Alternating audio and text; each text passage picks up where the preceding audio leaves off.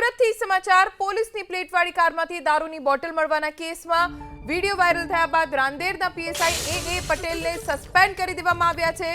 સુરતમાં કથિત રીતે દારૂના નશામાં ચૂર પીએસઆઈ સસ્પેન્ડ કરી દેવામાં આવ્યા છે। પીએસઆઈના બ્લડ અને યુરિનના સેમ્પલ એફએસએલમાં મોકલાયા છે અને રિપોર્ટ આવ્યા બાદ ગુનો નોંધાશે। ગાડી હટાવવા બાબતે પીએસઆઈ એ પટેલનો ઝઘડો થયો હતો।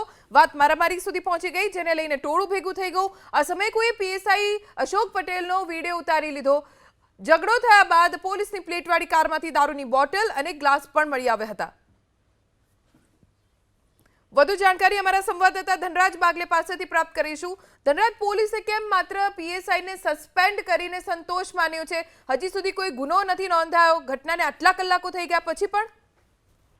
જી બિલકુલ, જે પ્રમાણે વિડીયો વાયરલ થયો હતો ત્યારે વાયરલ વિડીયોના આધારે પોલીસ કમિશનરશ્રીએ જે પ્રમાણે તપાસના આદેશ આપ્યા હતા ત્યારે જે પીએસઆઈ અશોક પટેલ છે તેમના બ્લડ યુરિનના સેમ્પલ છે એ એફએસએલમાં મોકલવામાં આવ્યા હતા। જોકે રિપોર્ટ આવ્યા બાદ આ તમામ બાબતને લઈને ગુનો નોંધવામાં આવશે। જો કસૂરવાર ઠરશે તો કાયદેસરની કાર્યવાહી પણ કરવામાં આવશે। પરંતુ જે પ્રમાણે વિડીયો વાયરલ થયો હતો પીએસઆઈના કારમાંથી દારૂની બોટલો અને ગ્લાસ પણ મળી આવ્યા હતા અને એ બાબતને લઈને વિડીયો છે સ્થાનિક લોકોએ બનાવીને વિડીયો વાયરલ સોશિયલ મીડિયામાં કર્યો હતો। ત્યારે આ બાબતને લઈને તપાસ કરવામાં આવી રહી છે। જોકે ગાડી હટાવવા બાબતે પીએસઆઈ સાથે ઝઘડો થયો હતો અને બાબતને લઈને ઝઘડો થતાની સાથે જ આ રીતે જે સ્થાનિકો છે તેઓ રાંદેર હિદાયતનગર વિસ્તારની અંદર વિડીયો ઉતારીને સોશિયલ મીડિયામાં વાયરલ કર્યો હતો।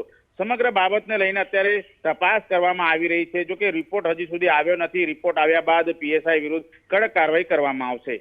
જી આભાર ધનરાજ જાણકારી આપવા માટે।